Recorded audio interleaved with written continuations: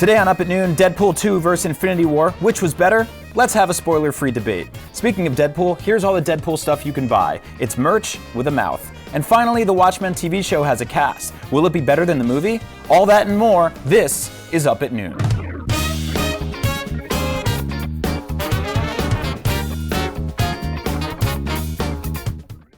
Oh, hello, and welcome to Up at Noon Live, the darkest there show the lights on the are. internet. There they are. The only show on the internet that has lights. The #1 show on the internet for lights. Yes. I'm Brian Alzano. This is Max Scoville. Up at Noon is our weekly comedy variety stupidity show here at IGN.com/videos. Yeah, I don't think that site works. it's- We're also on Roku, Twitch, Apple TV, Xbox One, PS4, Facebook, Ripple, Tingle, Bungle, Right. and then your dad. And we are live every week unless they announce a new Call of Duty game or you have a child. Yeah, or next So, week I think they might tear out the studio to go make an E3. Yes. Lot of stuff going on. So some weeks. This might be our last show for like a month. I don't know. But we're doing figuring it it today. out. We're Yeah. gonna make it work. Thank you for clicking on the video or letting it autoplay somewhere. That's very kind Yeah, of if you. you're already arguing in the chat, thank you for joining in and adding to the toxicity of the internet. It really makes it a nicer, much more exciting place. That's what we're looking for out here. Really, Yeah. is turds that we can read.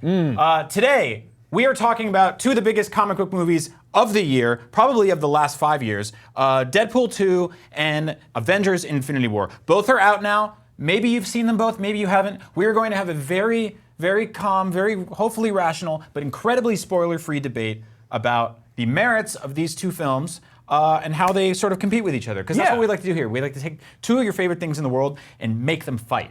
Yeah. Now, what's fascinating is looking at Rotten Tomatoes, which is, of course, an indication, flawless scientific measurement of how good a movie is. Give me my one shot real quick. Here we go. Friendly reminder, Rotten Tomatoes is not one person. It's actually an aggregate review website taking reviews from all over the world and compiling them into one place, a number, but not one score, not written by one guy, many reviews written all over the world. Back to you, us. Anyway, yeah, weirdly enough, these two movies, which are very, very different in a lot of ways, have exactly the same Rotten Tomatoes score currently. They're both sitting at an 83%, which is, of course, just a good enough grade that Dad will take you to get pizza after school. That is a good after-school pizza score. That is a good, yeah, that's good enough to know to not have people think you cheated. That's right. But yeah, this is really funny though because, I don't know, you look at Infinity War, it is this massive culmination. This is 10 years in the making. This is the crown jewel of the MCU. This is everything the Marvel Studios has been doing for a decade, has been building towards this. And then Deadpool, which is a sequel to a movie from 2 years ago that we were surprised was as good as it was.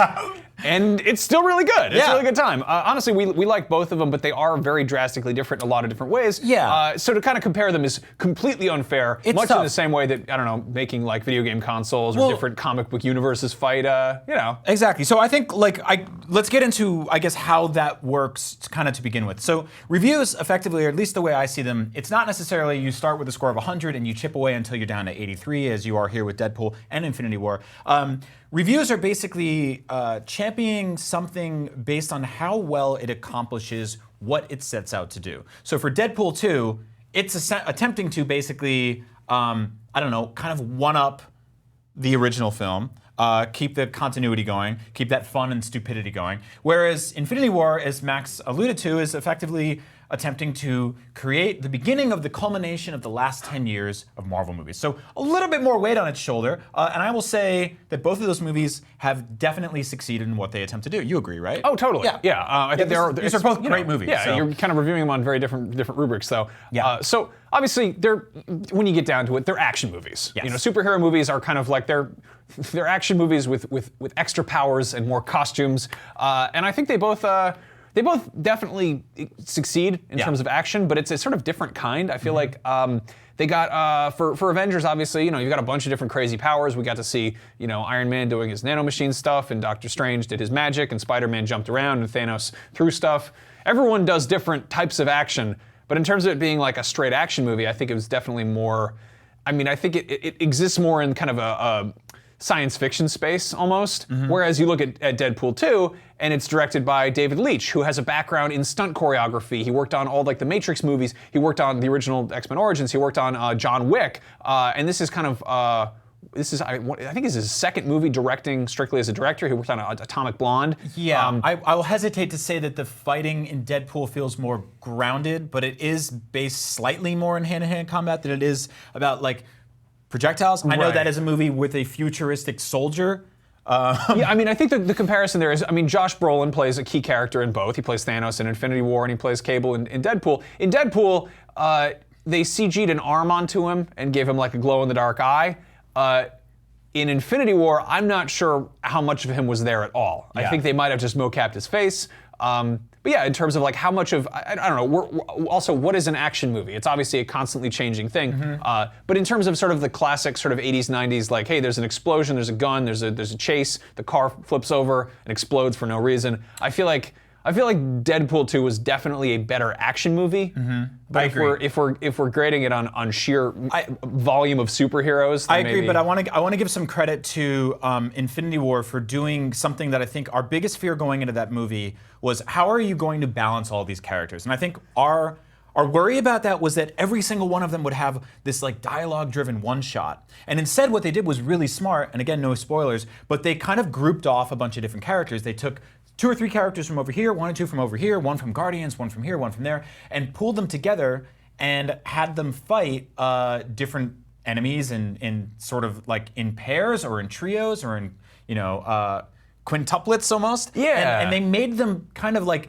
demonstrate, like you would see one character use his powers in synchronicity with another power in a way you've never seen from the MCU movies before. And instead of watching them interact with each other... like Star-Lord hopping on Doctor Strange's there we go. Like, it's right there. Stuff. Yeah, you can see it. Yeah. So that I think is fantastic. That is an excellent way of balancing this incredible buffet of characters that they have in these movies now, and making you go, okay, that showed me something I wouldn't have gotten in a standalone Strange movie or a standalone Iron Man movie. All these people jammed together, and also seeing the Guardians interact with the Avengers for the really significantly for the first time, and the combinations of action sequences and powers that you got from that were like kind of second to none. I mean, there's really no movies ever done that like to that level. Yeah, I feel like with Infinity War, it was like you knew all the toys that were going to be there for the most part. They were like kind of like, we have the entire toy collection, we've got all the toys, we're going out to the sandbox, and we are bashing those action figures together. Whereas with Deadpool, it's much more like, what's in the toy box? Yeah. Who knows? We're going to pull it out. It might be a surprise. Some crazy things are going to happen. We know that Deadpool's there. He's got swords. He's got guns. And then Cable's there, and he's got also guns. So, like, what could happen there?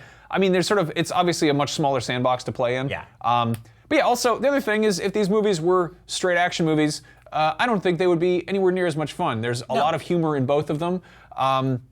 I don't know how you make a superhero movie and take it seriously. Well, a lot of companies try. One big one specifically goes after that market for a while, and sometimes it works and sometimes it doesn't. I mean, The Dark Knight is a serious movie. Exactly, right? yeah. And I think it's handled incredibly well, whereas I think Batman vs. Superman, not so much. But let's say that Deadpool 2 and Avengers both had a lot of comedy in them, and people kind of ding Marvel movies for that a lot.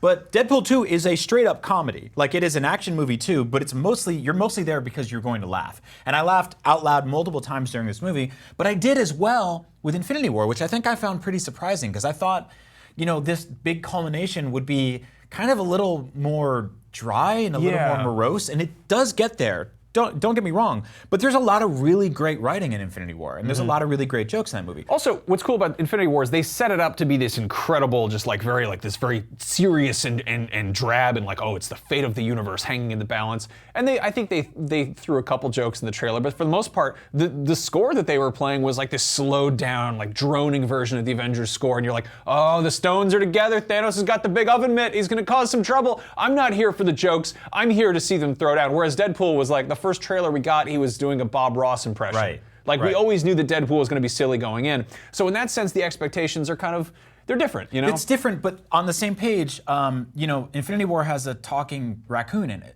So it's really hard to get serious with him. Although, you can, and they have, and they will. But at some point, you basically have to be like, well, there's a talking tree, there's a raccoon, there's space travelers, there's wizards. Yeah, but that also does raise an interesting point, is what do you expect going in? Obviously, there are very different things with both of these. One of them, we've been waiting 10 years for Infinity War. With Deadpool, it's surprising we're getting this at all. I was going into this because it was a new director and they were adding more characters. I was like, I don't know, this could go either way. Whereas I feel like Marvel Studios has their movies almost down to a formula. for better or for worse, but they're always sort of a safe bet. They're always kind of improving. But expectations play a huge role in how you experience a movie for the first time and when you sit down there. I would say, in spite of just the sheer magnitude of expectations resting on Infinity War, it delivered. It pulled it off. Yes, and that's something that cannot be understated enough. That is really just, that is such a...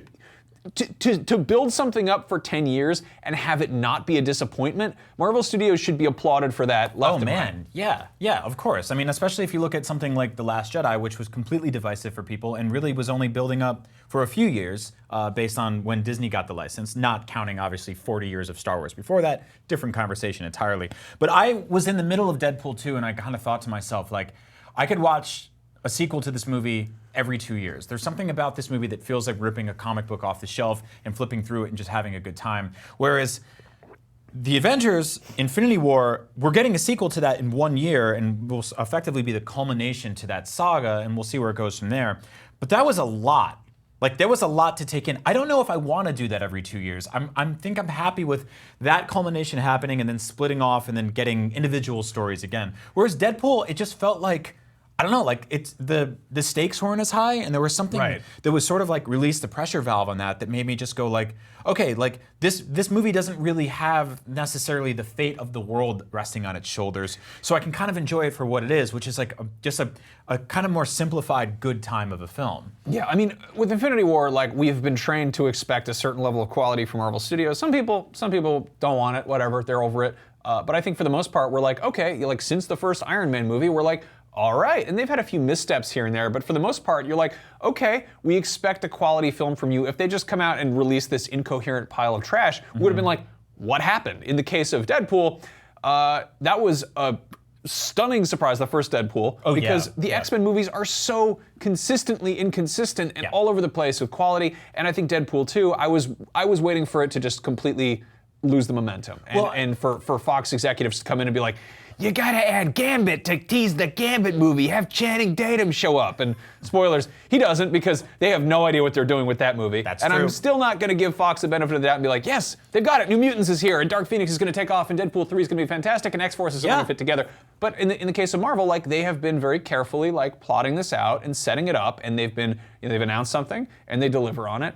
And occasionally we get something like Thor 2, and we're all like, what was that? And then we forget about it 6 months later. So speaking of expectations, I mean, we heard rumblings leading into Deadpool 2, the whole development cycle of that. Ooh, that's scary. Where, oh my God, where we didn't know how this movie was going to go, right? It kind of had a rocky development for a minute there, and I was worried about that. And that I didn't want the first Deadpool to be lightning in a bottle. I think with the Avengers, you know, this was the third Avengers movie, the 10th, 15th Marvel movie. There's so many of them at this point. So I kind of knew this was a known quantity. Whereas Deadpool, it's so easy to get it right once and then screw it up the next time, but they didn't. So I really liked it for that. Yeah. The key thing though, also, we're not going to spoil anything here. You can look at the chat if you want that. Thanks guys, great job, keep it up. The ending.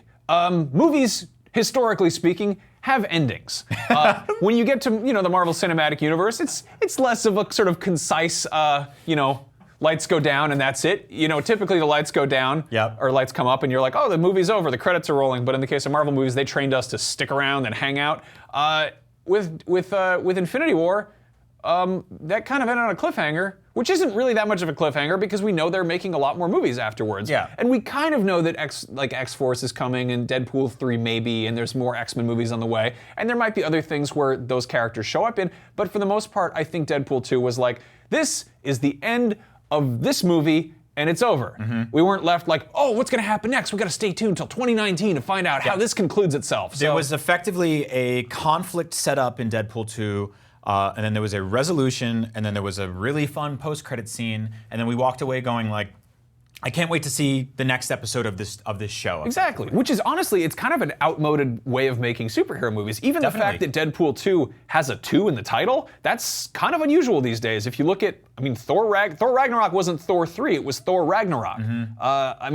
Captain America Civil War, Winter Soldier, like we don't have numbers in there anymore because apparently that scares people off, but like arbitrary subheads don't, so. Even Ant-Man and the Wasp is not Ant-Man 2. I think they moved away from the number conventions after the Iron Mans and the original Thors and such. But Deadpool was kind of adopting it from like sort of the more conventional like late 90s, early 2000s approach to sequels, where you're like, hey, It's number 2. That's what it is. I've had a lot of time to unpack the ending of Infinity War, and my gut reaction was that I wasn't crazy about it, but I think that was mostly because I, like you watching the show, probably have your ear to the street on this stuff, and you knew, because Marvel announced it, about their slate of upcoming films. And that basically affected the way you stressed or didn't stress about the outcome of certain characters towards the end of that film. Whereas I talked to some people who are kind of like loose Marvel fans. They're not really like down on every single news beat and all of it.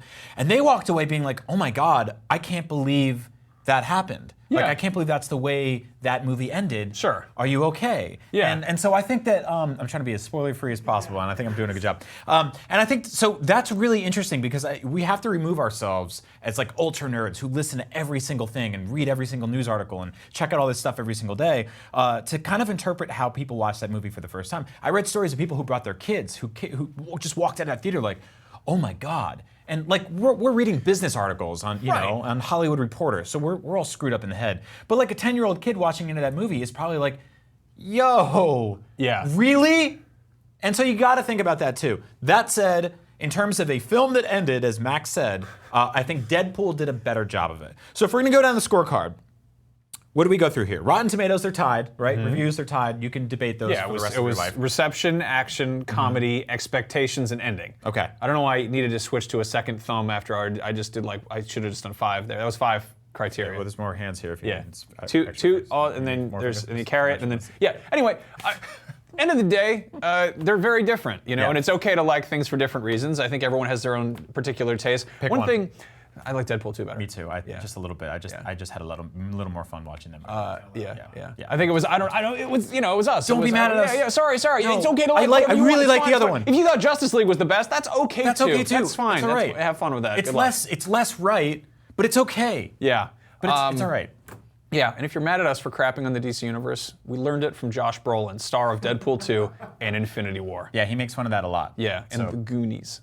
I don't know. It's good stuff. Yeah. Also, big shout out to Josh Brolin, who's probably going to be in like 3 of the top grossing movies at the same exact time this summer. That's insane. He's also in Sicario 2, Revenge of Josh Brolin. Return to the Sicario. Yeah. Dude, where's my Sicario? Yeah. Sorry, no Sicario. Okay, we got some awesome casting news this week, I hope. Sort of. They're making a Watchmen HBO TV show. No. That's all. Let's slow down here. Okay. They're sort of making a Watchmen HBO show. This was announced a while ago, and we're all like, okay, let's see where this goes. And Damon Lindelof of sort of Lost and Prometheus fame, who's very good at setting up cool ideas and maybe not so good at finishing on them or delivering on them. Famous starter of mysteries. Yes. He was announced as the writer, and I think a lot of people were like, his stuff's entertaining for the first 2/3, but then it usually crashes and explodes.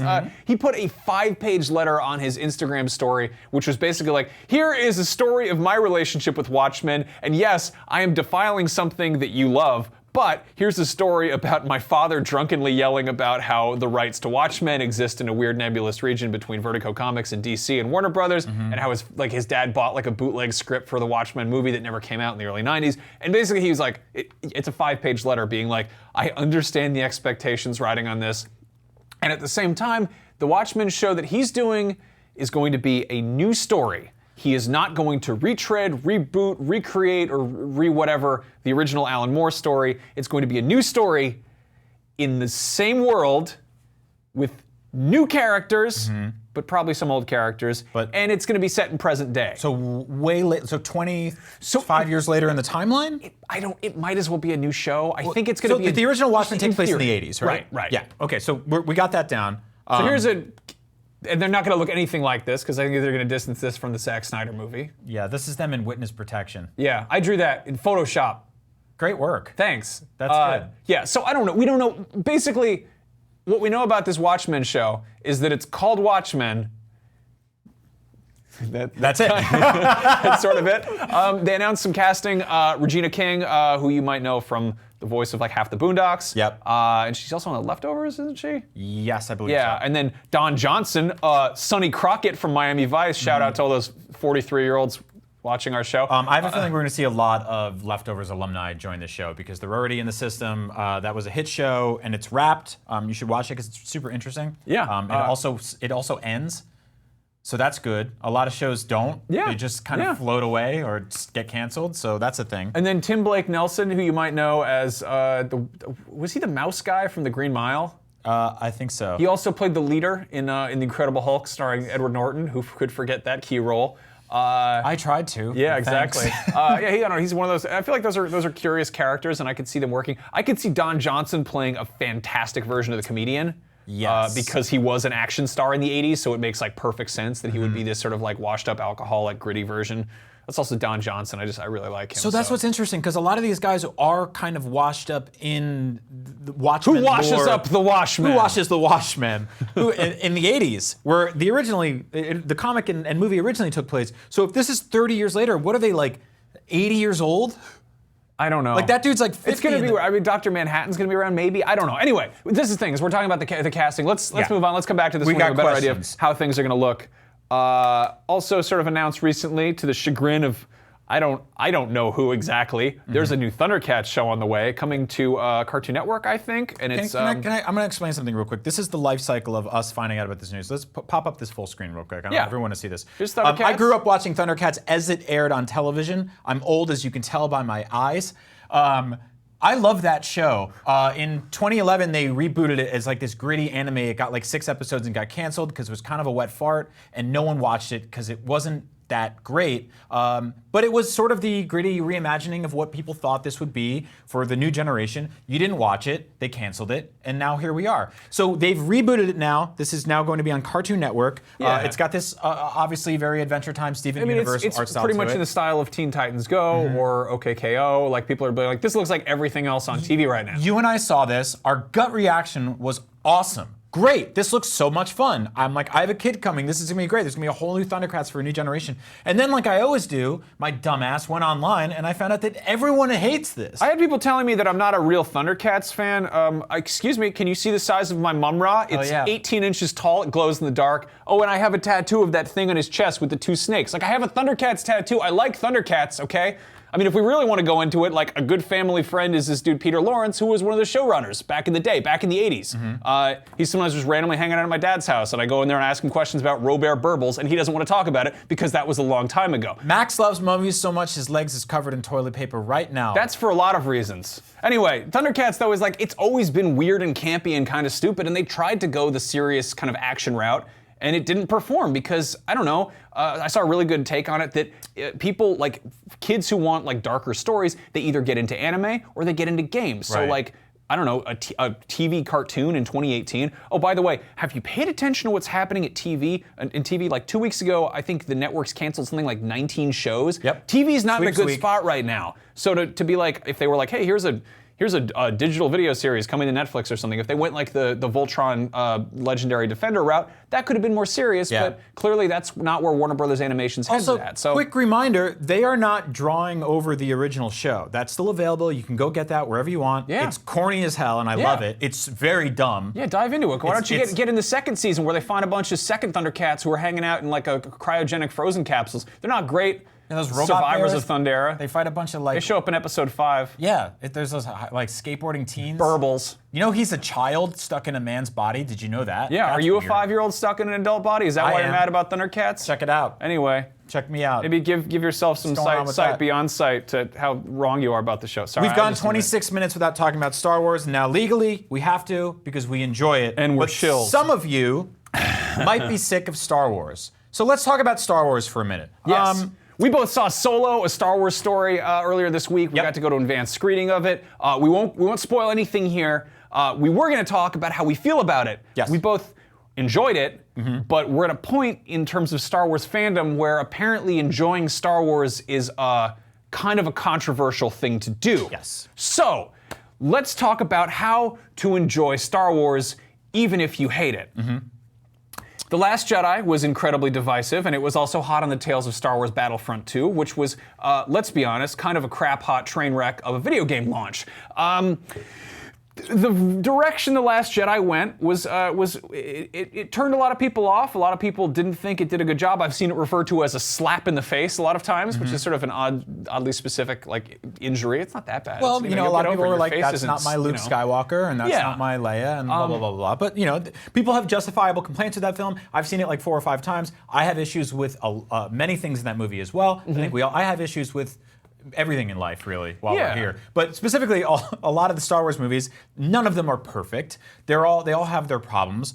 But I think specifically, I have learned that when I stop enjoying a thing, I step away from it. I watched The Walking Dead for a very long time, and a lot of you still do, and that's good, and I'm glad you like it. And the weird thing that happens with that show is that I keep trying to give it another chance, and I keep realizing maybe it's not for me anymore, and so I just kind of walk away. I don't go on Rick's Facebook page and tell him his show's boring. I just stop watching it. And once a year I pick my head up and one of my friends goes, dude, you should watch that show again. It's really good. And I'm like, I don't remember where I stopped watching it and I don't know how to catch up again. So I'm just gonna let you guys enjoy that. And then maybe one day, a few years from that, I'll like be really sick or in a coma and I'll marathon through 30 seasons of it at once. I'll catch up, we'll be on the same page, and I'll be back to The Walking Dead.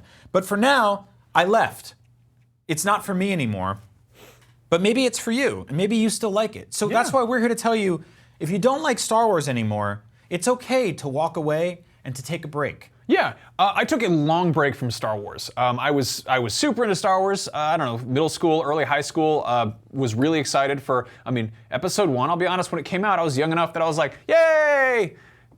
Gungans, I guess. I was like, whoa, battle droids, this is cool. And this is all gonna fit together because I was reading all those weird books and the side stories and the comics and playing the games. And then Episode 2 came out and I had these pretty high expectations. They're finally gonna explain where Boba Fett came from. It's gonna be cool. And then I think gradually I was like, okay, this kind of sucks. And then by the time Episode 3 rolled around, I had sort of pulled away and I'd gotten distracted by other stuff. I'd gotten really into anime. I was like just sort of, I don't know, my attention was elsewhere. Yeah. And so I went and saw it and I was like, yeah, Star Wars, cool. And then I kind of closed up shop and I like pulled away from my fandom for a while. And I was like, you know what?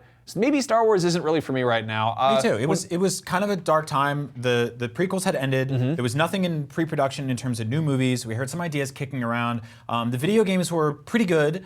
There was some cool stuff like, sort of showing up in terms of like third-person action games. The toys were kind of hit or miss, but I was also, I don't know, like heading into the high school or whatever. And like I was kind of growing up and I was like, I'm gonna dip away from this for a little while.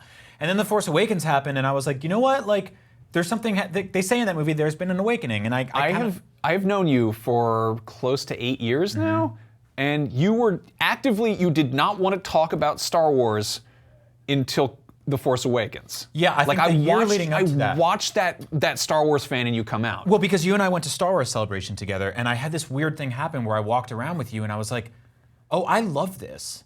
I took a break from this, but I love this. Like, and there's a lot of stuff in here that I don't love, and there's things that I learn to appreciate. Like, the thing is with me is like, you could ask me like, what's your least favorite Star Wars movie? And I would say Attack of the Clones, and you would be like, tell me 20 things you love about it. And I would. I'd be like, oh man, Sam Wessel. I love Dexter Jettster. I love the stupid Death Sticks guy. Yeah. Like I love Jango Fett. I love the noise that his ship makes. I love Camino. I love even the battle at the end. Dooku's lightsaber's weird, but I'm into it. Yeah. You know, it kind of looks like. What's worth noting is I went through the phase where I was just all about crapping on the prequels. Like there's a part where I was like, I think the prequels are fun, and then they let me down, and I was like, I hate the prequels. Here's everything wrong with them. Here's why I hate the prequels, and I would go on the internet and argue with people. It wasn't even an argument at that point. Like back in, I don't know, 2004 or whatever, if you were a teenager, the prequels sucked. That was a thing that was accepted. But at the same time, there's a whole generation of kids who were kids when the prequels were coming out, and they grew up with them and they loved them, and that led into Clone Wars and Rebels, and they got really into that.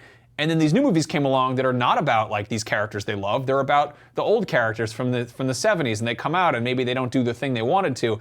And it's weird because we're like these old farts who are like, you know, I like the new sequel trilogy. I think they're doing a good job with it. And these kids are like, this is not how you tell a story. And right. I think the sequel trilogy is for an entire generation. This is their prequels. And I don't know, maybe it's part of growing up to walk away from the thing you love. I mean, if the thing that you're a fan of makes you angry more often than it makes you happy, maybe you should go be a fan of something that makes you happier for a while. Right. If your primary interaction with something that you once enjoyed is fury and rage, it means that it's not eliciting happiness from you anymore, and so you shouldn't interact with it. It's like going to a stadium to watch a team you hate all the time and screaming at the field and hoping they'll change if you keep yelling. They won't. There's been this crop of parody accounts and nonsense Twitter accounts that have popped up that have been like, not my Skywalker, and like, I hate Kathleen Kennedy, and Disney sucks, and all this kind of stuff like that. And they all have like 12 followers, and they're not really doing anything. And they're not stopping this juggernaut of billion-dollar films.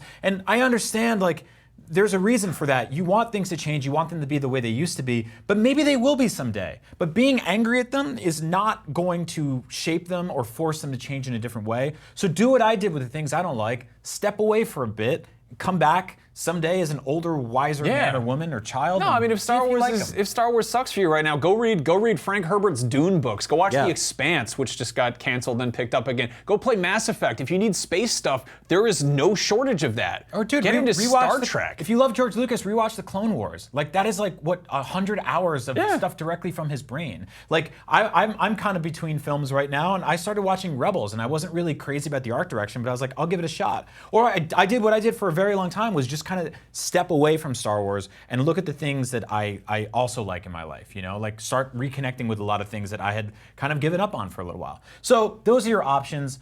In the meantime, I went into Solo with like kind of admittedly low expectations, and I walked out being like, man, that was a really good time. And we'll talk about that movie more soon, but in the meantime, I want to talk about some cool stuff that's happening right now in regards to Solo and merchandise. You like that segue? Here we go. All right. At Foot Locker, starting today, we have a giant. Isn't this like, I really like this box. It's too black. I can't see it. It looks like it's part of the desk. You think so? It does look like it's scary. It looks like it's from space. I don't like it. It looks like the obelisk from 2001. Right. It's called a monolith. An obelisk is more, I don't know, phallic. All right. Open the box. Write a book, you dork. Here we go. Hey, look, an official. Here we go. So starting today, there is official Solo merchandise, and a lot of it is based on the new movie, but a lot of it is actually based on the original trilogy as well. Most of it's just sort of, it features Han Solo. Like maybe they couldn't get the rights to Alden Ehrenreich, but they were like, who wants a nice Harrison Ford in a vest shirt? Well, so there's also like there's hats with Donald Glover and stuff like that. So this shirt's really cool. It's gray and black and white, and it's got comic book panels in the background. Here's the sort of silhouette of Darth Vader with the Han and Leia kiss going on in his eye, which is weird. Interesting. It's weird. It's like he's disapproving of it. He's like a really bad like middle school dance chaperone. He's like, I see you having physical contact there, but I'm not going to say anything. And we've got hats, which historically do not look great on me, but I keep putting them on for this show. You look real weird with hats. I kind of like it. I don't know. Yeah, what about you with the hat? What do I look like? I look like that. Do I look cool with the hat? You look pretty good, actually. Really? Yeah. I don't think so. It doesn't work for me because I look like that. I look like the dude in I'm really self-conscious animated Robin Hood movie when he puts the crown on. I'm really self-conscious about the back of my head. I think it's too flat. It looks like just part of my neck. I always thought I had a huge head until I started wearing hats, and now I realize it's actually kind of small. This is pretty cool, though. It's got pictures of. It's like what happens when you add Han Solo to Boba Fett. You get Han Solo and carbonite. I knew that because I saw a film from 37 years ago. They also sent us these things, which I'm confused about because I can't tell if they're huge fanny packs or really tiny messenger bags. Yeah, so you can kind of just like whip this across your back and roll around with it, put all your cool stuff in there. Hey, check it out, I'm a Rob Liefeld drawing. Oh man, you look like Campbell. I like that a lot. So yeah, these are awesome, and in case you don't want to carry a backpack around with you everywhere, you have that option. Last but not least, Stance, who makes some of my favorite socks in the world. Socks, as I get older, I'm starting to realize are important to buy good versions of because they're quality. And they're good for your feet, but also nobody sees them, so if you want to have like... Yeah, that's the thing. Like, if you have one of those jobs where you have to wear like a suit and tie all the time, and you can't really hide any fun stuff anywhere, socks are a good way to get away with it. They're sort of like Trojan horses for your nerdery on your feet. No, and so Stance makes really cool high socks on right now. No, I just have regular black socks on right now. I got Boba Fett socks right now. There we go. Yeah, definitely put your foot on the table. Yeah, it's not clean. It's covered with merchandise. Yeah, so these have tiny little Millennium Falcons on them, and this is the same sort of Darth Vader print. Darth Vader watching his kids kiss. Yeah, whatever. watching the kids kiss. So these are all available today at Foot Locker, so go check those out. And thank you to those guys for sending those over. Now I have new shirts to wear tonight. Hey.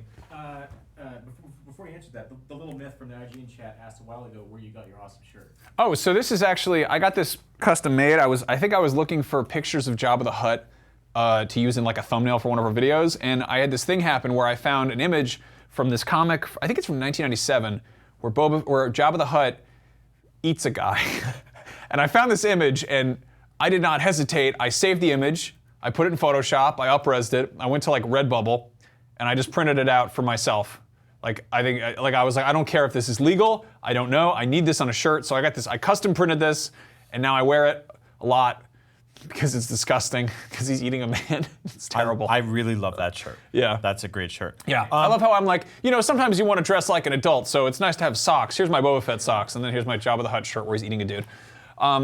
Okay, listen up. How many times have you had this problem where you have so many hats, and you don't know where to put your hats? You've got the night hat, you've got the gigolo helmet, and you've got the sombrero. Maybe you have wigs, I don't know. What if you had a special stand to put the hats on? So there's a company called Numbskull Designs. They do a bunch of stuff. They do a lot of like kind of video game accoutrement. They do funny holiday sweaters and everything. And they just announced that they have made a Deadpool headset stand, which can be, I know this is the dumbest thing when you describe it like this. I really love this. It's seriously, it's just like, it's the kind of thing if I don't know, if Deadpool had a promotion at Lids or something, they would have this in the stores. It's this like sturdy head. Yeah. You can buy this. This is a thing they sell. They pitched it as a thing you can put your VR headset on, or welcome to Planet Hulk. I love this. Yeah. This is great. The cool thing about this is you can also put your headphones on it, your sunglasses, even though he doesn't have ears, they kind of slide off. The wig. Kind of chewy, kind of crunchy. Oh my God. Deadpool's drive-ins, diners, dive-ins, and bars or whatever. God, this is a very wet wig. This is actually pretty, like, that's pretty canonical as Deadpool in a sombrero. Chimichangas. Yeah, exactly. You can also put your PSVR on this, which is really cool. Oculus Rift or whatever. Or your Oculus, yeah, if you have a VR headset and you don't know where to put it. At first I heard about this thing and I was like, well, that doesn't make any sense. Oh, look at that bachelor party. I was like, this doesn't make any sense, but then I was like, you know what, like, where do you keep your hats at home? Where do you keep your PSVR headset? Where do you keep your beanies and your sunglasses and stuff like that? Might as well put one of these in your living room and just have Deadpool's head. Yeah, it was one of those things, I saw a picture of it and I was like, well, that's kind of stupid. And then it showed up and I was like, all right, it's still kind of stupid, but I sort of really like it. So this will probably be showing up on our desk for a while. Thank you to Numbskull Designs for sending this over. They are available now for, I believe, pre-order. I think currently they're only on Amazon UK, but they are going to be available internationally shortly. So there it is. It's a Deadpool head. Now, on the subject of Deadpool stuff, I want to talk a little bit about Deadpool action figures because they're great. Here's one I've had since I was, I believe, 7 or 8 years old. This is the original Toy Biz one. It comes with this awful little knife that goes in and out. Was this the first Deadpool toy This is the very first Deadpool figure they ever made. I love, because I had this too. Is this gun glued into his hand? No, that's actually not even the right gun. I think this is one from, I want to say it's from Gambit that I put in there. I thought it was cooler looking. He came with the same little machine gun that all the Toy Biz figures came with. But I've had this for a million years, and I've sort of tried to collect Deadpool over the years, but for a second there was nothing, and then all of a sudden there was too much. The good news is I figured I would run down a bunch of Deadpool figures you can get right now. They're pretty easy to track down. You can't get this. You could probably find that one on eBay or whatever. But Hasbro just put out a Marvel Legends figure, which is effectively a modern version of this figure, and I love it so much. Like, they put out great action figures for Marvel stuff all the time. I think Hasbro sent us one of these. I actually bought this one of my own, so legally, for FCC reasons, I have to say if this was a sponsored thing. That one they sent us for free, but I paid for this one. So anyway, it's the same figure. Super articulated, it's about 20 bucks, Marvel Legends. You can probably find it in your local Walgreens or Target or whatever. It makes me really happy. It's fun to pose, and it's got the funny little pointy Rob Liefeld feet. Yeah, those are great. Yeah. So I figured I'd run down a few other ones. That one is the Deadpool Classic Marvel Legends, out now. Also available right now. This is ridiculous. There is a GameStop exclusive Deadpool taco truck, which, if you're thinking, that's just a regular taco truck toy that they put Deadpool graphics all over, well, you'd be absolutely correct. But it comes with this little die-cast Deadpool figure. I got this. He doesn't want to come out. He's being very shy today. Get out of the taco truck, Deadpool. Come on, little one. There he is. Oh, chimichangas, chimichangas, chimichangas, chimichangas. Oh, that's great. This is just like, I don't know. This is like So he's got the little grills in there and stuff too. Yeah, the back doors open all up. the things open up. This one's 25 bucks. I love this. So I don't have any food truck toys. Food trucks are really big right now. This is like you see them in every major city, or hopefully wherever you live, because it's nice. Instead of going to the taco store can come to you. Exactly. So yeah, that's $25 out now in GameStop, whatever. Moving on, there's also the Marvel Legends 12-inch Deadpool, which you might have seen on our desk a bunch of times. We've had this for a while. This is just like a really good chunky action figure. He comes with, I think, 2 alternate heads, like 2 guns. He's got swords, which I took out and lost somewhere. He's superposable. You can make it look like he's eating burritos in Dolores Park. He comes with a burrito and a special hand for eating the burrito. He comes with an alternate head that has his mouth exposed, so it looks like he's actually eating it. I like this one better. Super fun toy. I think these were like $50 originally, but I think they're like $40 on Amazon now. Oh, cool.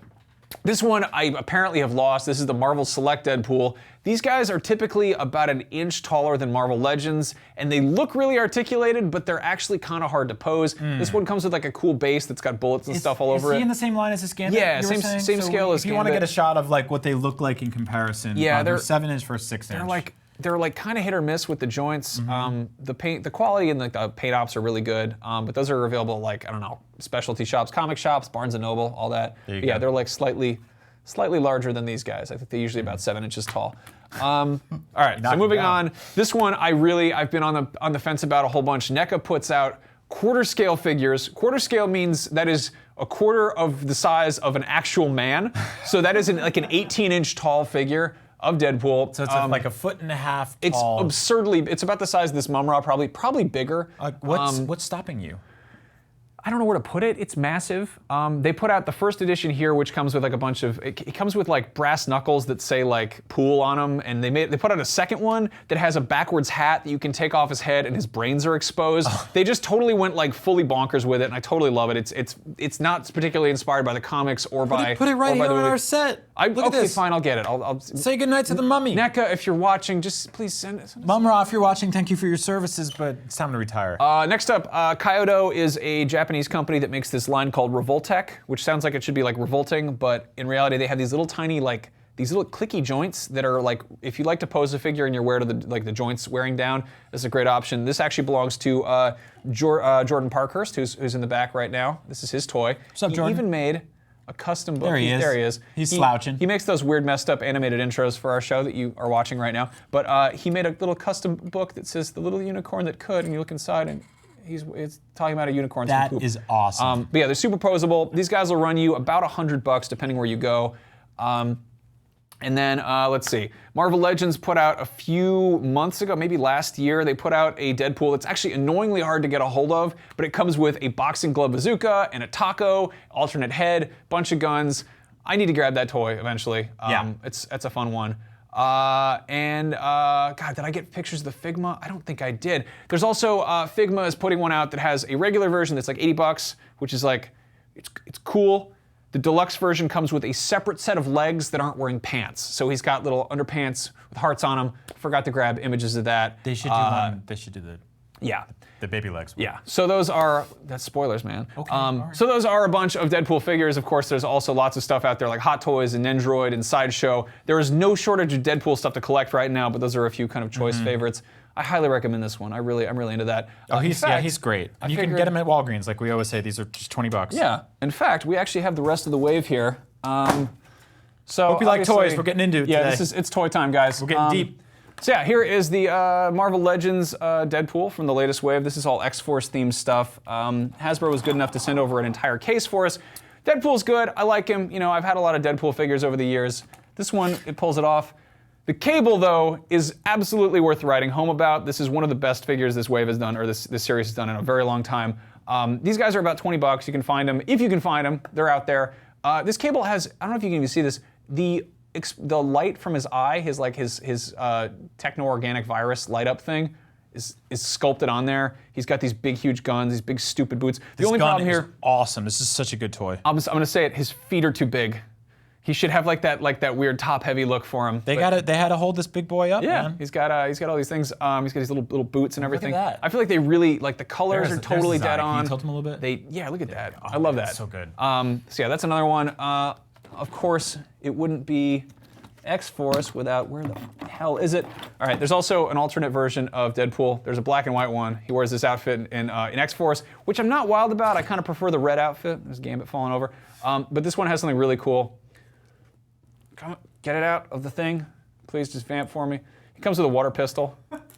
He's got all these like, there we go. Okay, cut back to me now. Go, show the toy. Stop, there we go.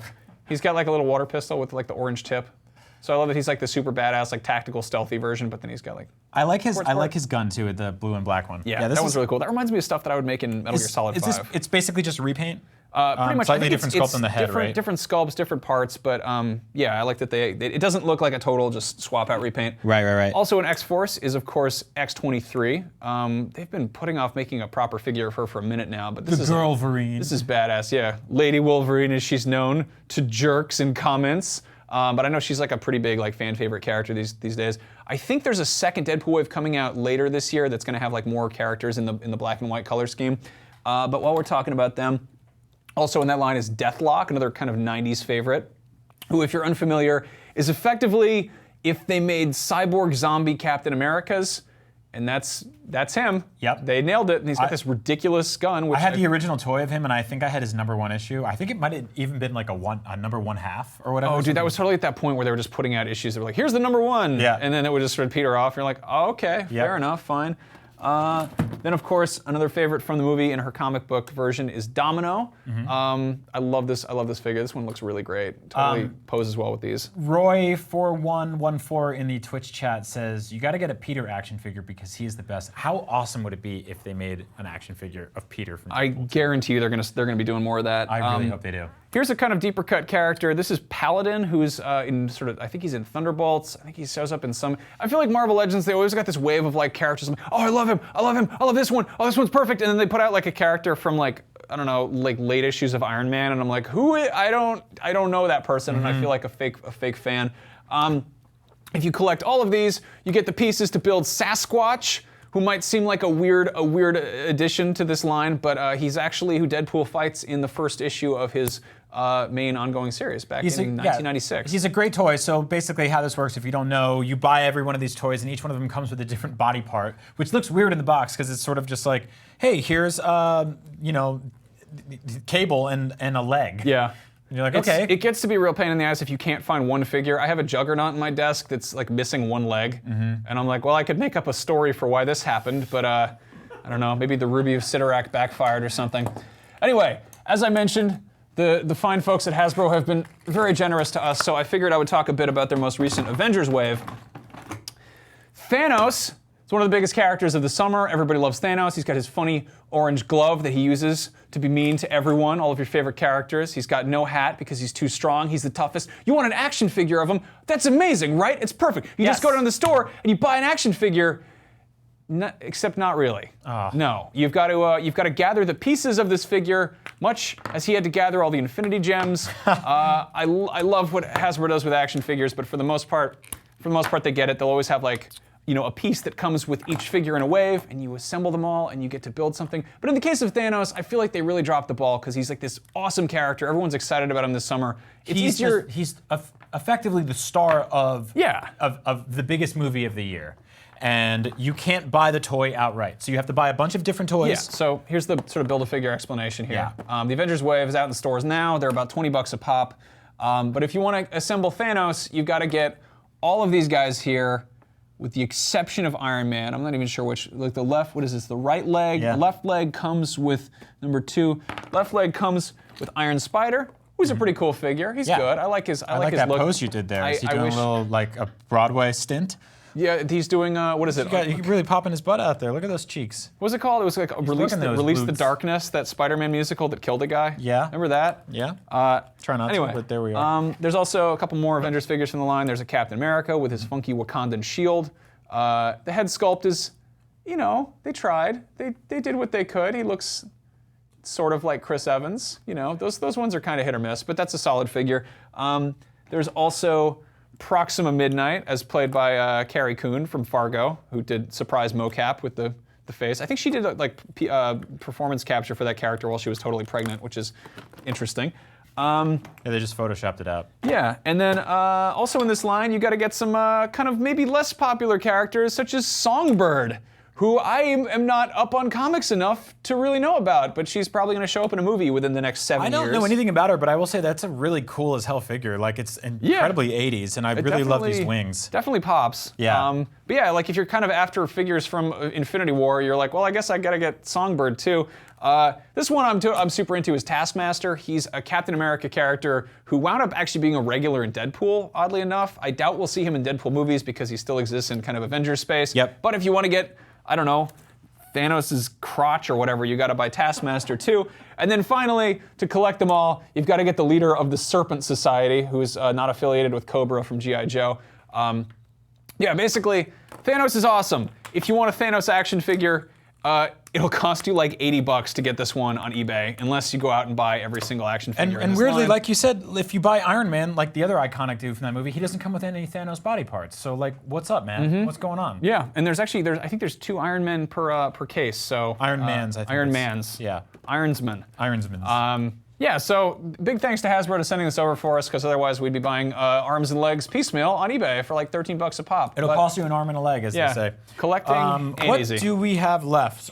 So many toys. Oh yeah, so many toys today. we've got a pile of. We've got the thing that. I got you right here, baby. Okay. This is definitely an up at noon right now. Another monolith, or obelisk as I call it. What could be in this surprise treasure box? All right, so I know people are like, these guys are paid off. They're shills or whatever. No, man, they just send us weird garbage and we play with it in our show. This one might get messy, so I better put on this Deadpool apron. If you haven't been to, yeah, this is the thing. Wow, your crotch looks gigantic. Look at these dude. childbearing hips. Oh my That's God. really weird. Yeah, so if you haven't been to 7-Eleven in the last, I don't know, 2 weeks, they've done like a crazy, like over-the-top kind of Deadpool takeover. There's like official Deadpool chimichangas, which, let's be honest, that's a pretty, what do you call that? Brand synergy. Yeah. It makes a lot of sense. They've also got Deadpool Mutant Soda. What does that mean? I think it's just Monster, but it's like it's got Deadpool on it. Okay. It says I've got something tight under this label. Peel back and see. What are they trying to tell us? Right, so also, is there something under the label? there's something under the label. Okay. I'll work on that. Luckily, why don't you get out that cup? I don't want- Get out the cup. What cup? You have the cup. I like this. They're pretty shameless about the fact that this being for like hashtag influencers. You're my #1 influential person, I promise. I don't actually know what's in here. Is there anything in here? Did you open this? No, there was nothing in there. Oh, there's nothing in You there. said there was a surprise in there, and there isn't. Well, I guess the surprise is that I didn't look inside there or pay attention what was in there. There's nothing in this box, but there is some other stuff in this box. Oh, This look at one- this. There's the secret. It says, I helped make 90% of this adhesive. Deadpool 2. Are you serious? That's it? it. That's the secret. What is it? You peel this off? It's a sticker. That's it. It's a Deadpool sticker behind the soda. All right. Deadpool. This one. You stop doing that. I didn't it do feels it. like They Skype froze. You They keep did doing it that. to me, not me. I never asked for this. So we're both big fans of gummy candies. Ooh, and you weird- know it.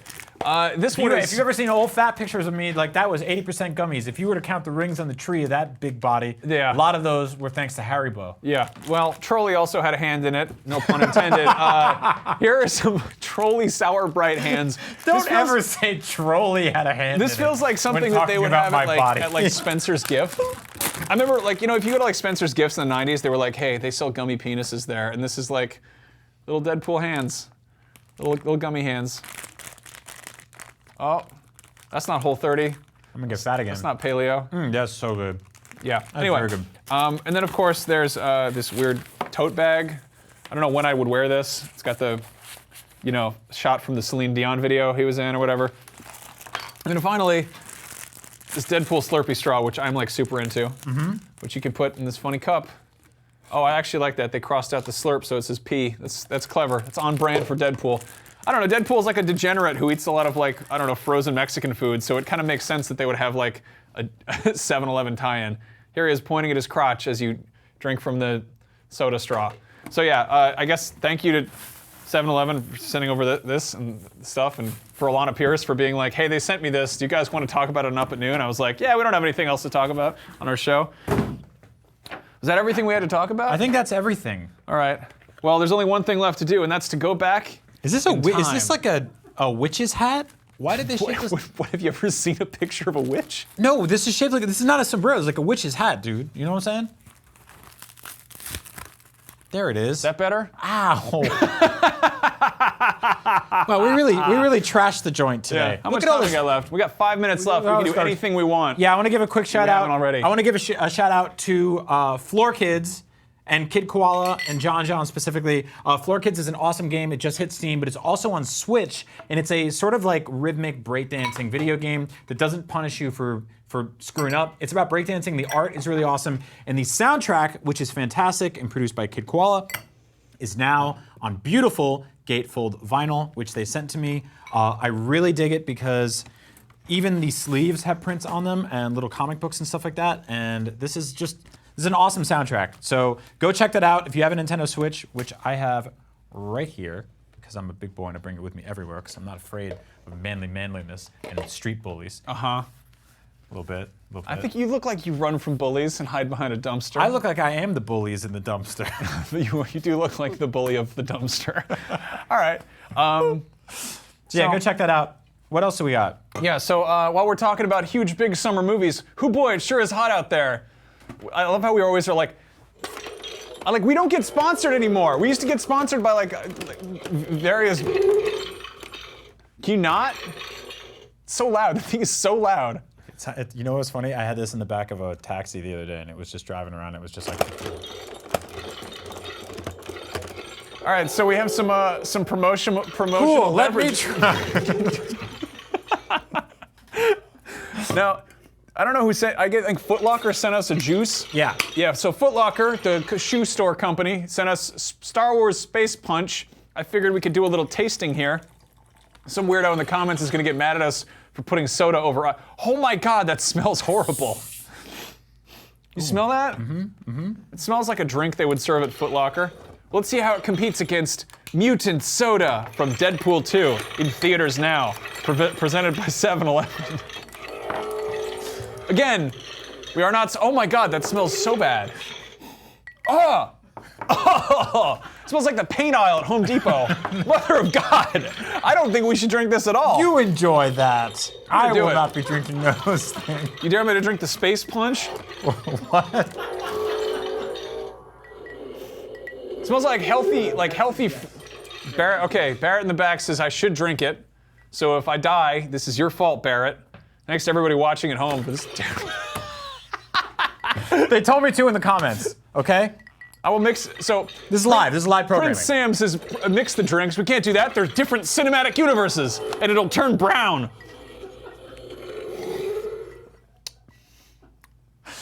That's weird. It's like all the flavor went into the smell. It doesn't taste like anything. My very sick egg dog. It tastes like air in a room that has had the door closed for a while. What do you mean it tastes like air in a room? You're like the Guy Fieri of paint chips. It tastes like a conference room smells. All right, I'll try the mutant super soda. I think that's the end of the show. I don't know. If you're still here, thank you. Why is there like a sliver of something? People are asking here? me on Twitch if I can drink it with the glove. I can't pick it up. Ooh, that's pretty. That one's okay. I like that one. I can't. I won't. I can't. At least that's the loudest thing you could ever drink something with. What if you put it in a sombrero? Hold on, wait. I have a perfect idea. Put it in Guy Fieri's head and then drink it. No. Yes. Here. It's not. It's not gonna work. You can do it. And tell me that doesn't taste like a conference room smells. It does taste like an old room. It's like an old room, I told you. I'm gonna mix these two together and make a beautiful color. Thank you, boys in the back. Purchel. Speaking of air in the room, there's none left in this one, so thanks for watching the show. I'm Brian Altano, that's Max Gowell. Thank you to our good friends in the back room. Yeah, and thank you to Foot Locker for sending us this stinky, stinky juice. We will not be doing a live show next week, I don't think. We might find something else to put up, but Brian is... We will have some. We'll do a show somehow. Brian interviewed Shaq. Yeah, we're going to talk about that. I have Spider-Man figures I have some strong opinions about. I made Shaq wear this glove. It's nuts. It's going to get crazy. More importantly, Brian is going to be a father. Oh, it's Shaq. I'm going to be a dad. Yeah. Look at what an idiot I am. Anyone can do it. Always believe in yourself because everything could go wrong or maybe something could go right. All of you could make a baby. I hate this thing is so loud. It's so loud. Okay, thanks for watching Up at Noon. We'll see you next week. Bye. I'm gonna grab the hand. The cat's purr. I think that, wow, what a wreck. Tastes like we made. aquarium sand.